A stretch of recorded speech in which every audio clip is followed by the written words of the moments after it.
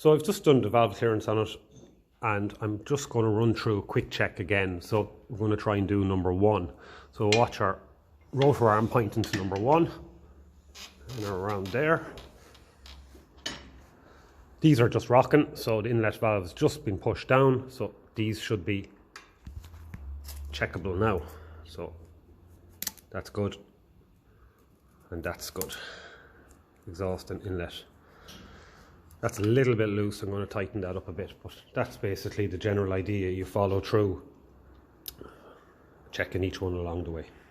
So I've given the rocker cover a good wash out and a good cleaning up, wire brush, and washed it in diesel and petrol, and I have a new rocker cover gasket. Now what I usually do with these is I glue them onto the inside of the rocker cover because they'll often go out of shape, and what happens is it'll cause an oil leak. So I'll go and glue that in and I'll come back.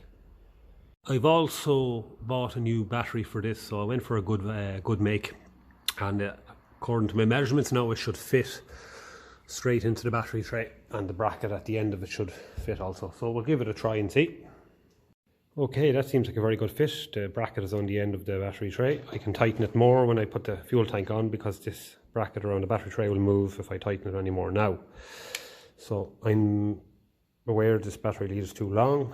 I'll be making new battery leads up. I put a new battery clamp on that because the one that was on it was very bad, but I will be doing all of them in the future. This is just now just to get it going. Okay. So I just gave it a quick starter just to make sure oil was getting to the rockers. As you can see, it is. So that's good. It's not running very well, so I'm going to recheck this valve clearance and make sure I didn't leave anything too tight, but I'm fairly sure I didn't.